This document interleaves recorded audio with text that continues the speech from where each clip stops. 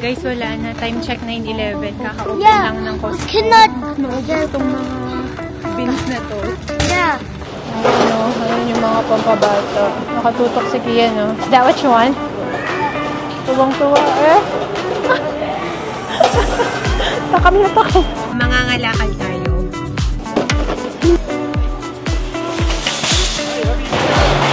Ayan, no? So, ayun. Whoop.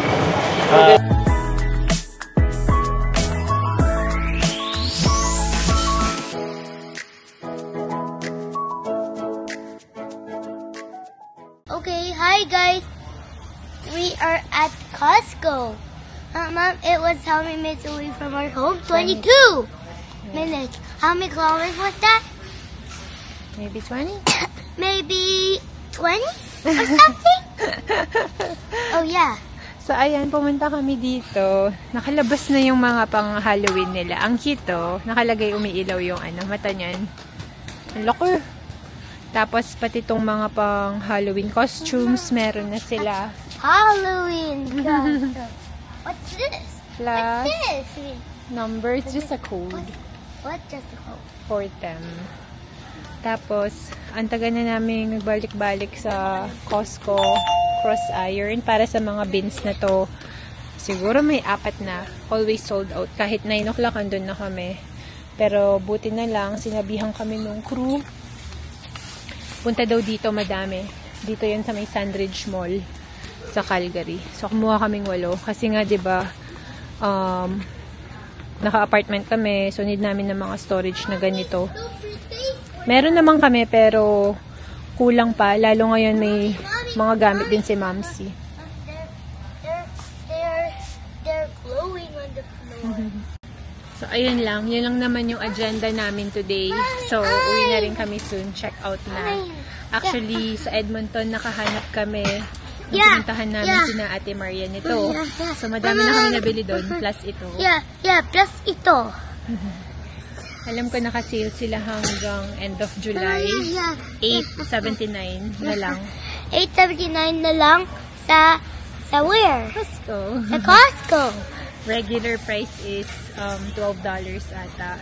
Last year nag-sale din itong mga to, pero wala kami naaabutan sa Winnipeg. So finally, may naabutan tayo para may pang storage tayo ng mga gamit, lalo na si Kian, dumadagdag ang gamit, as well as yung kay Mamsi pa. Papalitan sana namin yung lead ng dalawa. Yeah, dalawa. Pero, together. Guys, wala na. Time check 9:11. Kaka-open lang ng Costco. We cannot hold the time anymore. Malupit. Totoo nga. Mabilis maubos tong mga bins na to. Yeah. Dumating kami dito sa parking lot ng 8:50. Nag-open itong Costco ng 8:55. Wow. Within 10 minutes. Nawala. Sabagay, hindi naman kasi sobrang dami talaga eh. So, alam mo yun. Wala talaga ng isang iglap. Yan yung mga kasabay namin kumuha. Bulto-bulto rin yung kinukuha nila. Like, wow. Yeah, kuhulak, wow. A few moments later. Dito tayo sa Seafood City. Pumasok na yung dalawa. Hindi na makapag-antay. Love you. Let's go, bebe. Aga tayo. 9:30 pa lang.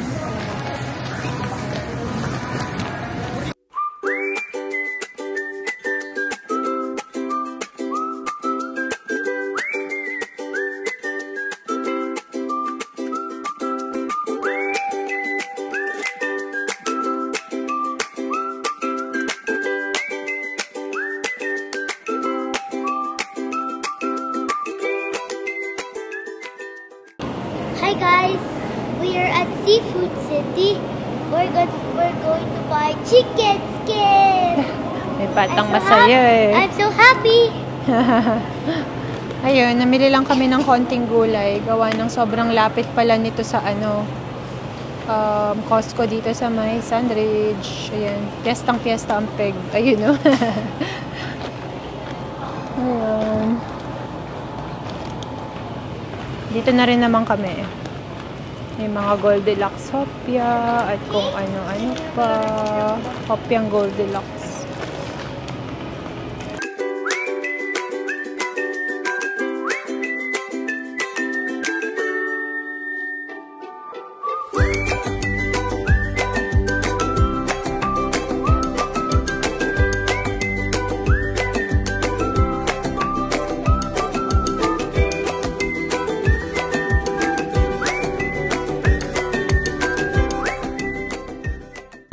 Nakakagutom naman tong halo-halo na to. Sarap po. Ito yung mga barbecue, umagang umaga. Sarap. Sarap to guys. Pero mas makakamura ka kapag bulk ang binili mo. Tara. Punta tayo doon sa chicken skin. Cute. Mga ulam nila. Masarap din yung suka nila dito. Binibili namin dito yung suka nila. Bili na tayo ng chicken skin pampabata. Oh. Chicken. Isang pound ng chicken skin, tsaka isang pound ng smelt.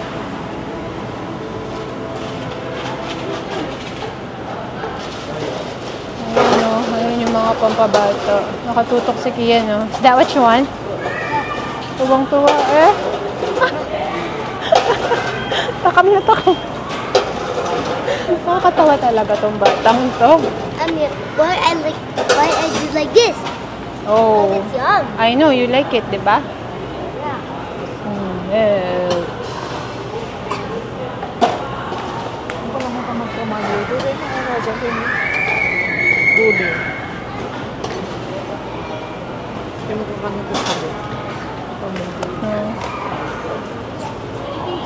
Yun, tsaka isang, wala pang turon, no? Wala pang turon. Ala pa, ma. Pakita ko lang, parang lumiit na yung ano nilang bote. Parang ano na lang, bote ng tubig. Pero same price, $5.99. Yun, inflation na daw eh, kaya, sige ma. Lahat, same price, pero,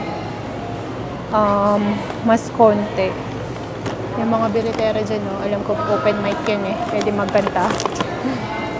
Okay, hi guys. We're at City. I buy chicken skin. And what for mom's? Mom's turon, but there's nothing yet. Turon, but there's nothing yet. Why no turon yet? It's early morning. Wala pa. Early morning will go. 10 o'clock pa lang, oh. I wanna see how many dollars. Yan, tapos na kaming mamili dito. Uwian na. Yeah. Kanina pala, nagtatanong yung mga nakakasalubong I wanna see namin. how many dollars we got. Sa Costco sa namin nakuha yung mga beans. Kaya dali-dali na kami lumabas. I think yung mga ibang pumakyaw, nagsialisan na rin after bumili. As in, ang bilis, within 10 minutes lang naubos lahat ng beans na yun. Though hindi naman siya madami, parang ano lang, kalahating paleta lang yung andon na nakastock. So, swerte pa kami, maaga kami doon. Ayun, wala masyadong tao ngayon dito sa Seafood City. Buti may chicken skin, maaga sila. So, yan na tayo. Pakita ko lang sa inyo yung mga ulam nila bago kami lumabas. Ayan. Wow, tapa. Tsaka tocino. Hotdog, egg, longganisa. May breakfast pala sila dito. Pansit. Gulay. Itong gulay na to, upo, kapareho nung sa kabila. No, me? May ampalaya. Adobo. Ano yung kaldereta ba yun? Ito pa. And more. And more. Chicken skin too. Sarap yarn. Ito ang mas masarap. Wow, squid. Putok ba tayo dyan? Pampano. Ayag na. Uy, may balot dun. Balot na may flavor rin. Tsaka balbakwa. Barbecue. Ayan. 10 o'clock ng umaga. Hindi pa sobrang tirik yung araw. 23 degrees. Pero may heat warning. One eternity later. Hi guys! Musta kayong lahat? So ngayon, mangangalakal tayo. So ang dami na naming na-save na mga bote. So it's time. It's time na tingnan natin magkano ang aabutin ng 2 bag ng plastic bottles. Pati yung mga bote ng gatas. Yung malapit sa amin, yung Bottle Depot sa may Sage Hill. So samahan nyo kami sa pangangalakal natin today. Hey, hi guys, I buy Gongcha. We're going to, what's next stop? What did you say again? Bottle Depot. Mommy, it's how many degrees? How many degrees? 26. A little high, but still cool. Mommy, what? It's 2:03. It's morning. Good morning. Mommy, how many minutes away? Mom, how many minutes away did you say? How many minutes, Mom? How many minutes? How many minutes? Maybe 15? Maybe 15 or something? Bye! So, malapit na tayo sa Bottle Depot. Ito yan sa Sage Hill. Alam ko, kalat-kalat itong mga bentahan ng bote dito.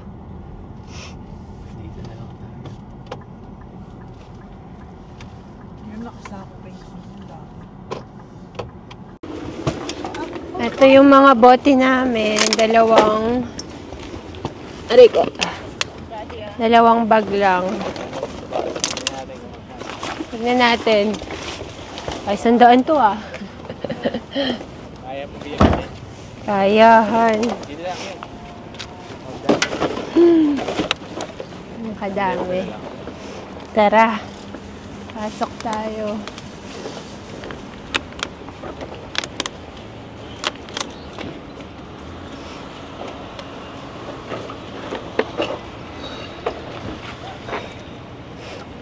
Pwede rin kayong kumuha ng cart doon kung madami. Dalawa lang naman yung sa amin.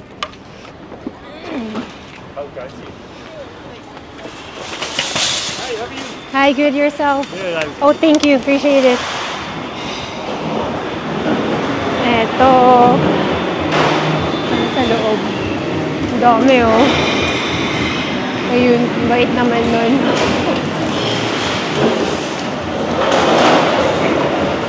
Hi.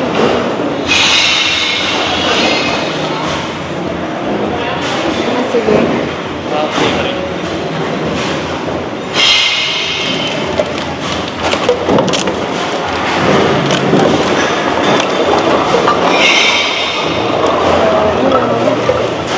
Thank you so much. Appreciate it. Thank you. Ayan, no. Dami.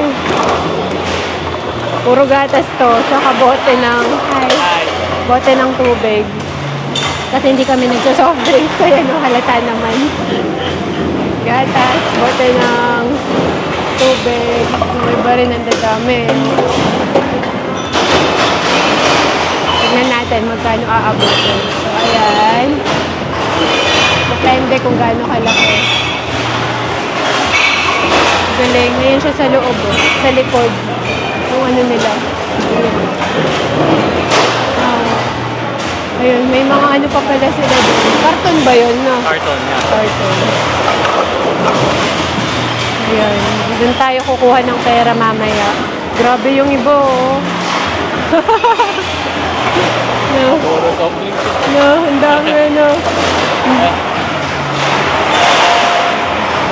Okay, tignan natin. Ayan, dami na.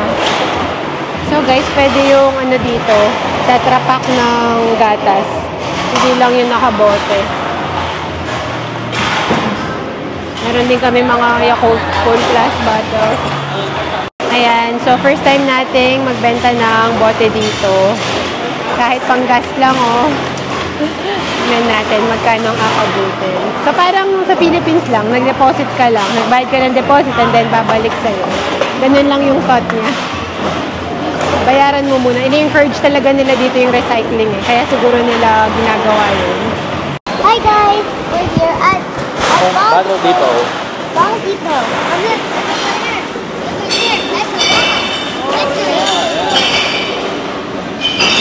That's a lot! See how much? Let's see how much. How much? We'll see How much we're going to make. We'll see how much we're going to make. Okay. Konti na lang. So ito. Magkano aabutin. pulutin ang mga bote nyo. May pera sa basura, guys. Huwag kayo. So, ikaw kukuha dito. Ayan. Tumataginting na. Wow, nahiya po. 10 cents na lang. 30 na lang. $30 na. Let's go. Oh, may patubigan dito kung gusto nyo. Naiuhaw si Kian.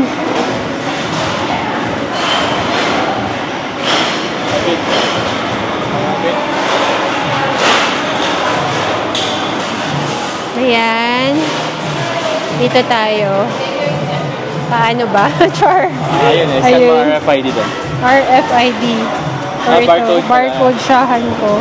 Barcode? So, ayan. Barcode face down. Napaka-clear naman. Si Kian siguruhan ko. Scan the barcode here, face down. Thank you. Ayan. Ayun. Whoop. Magaling. Nice. Tumataginting na. Ayun. Okay na, guys. Nakita na tayo. Panggas na tayo. Pang Jollibee. Nice. Yay. Good job.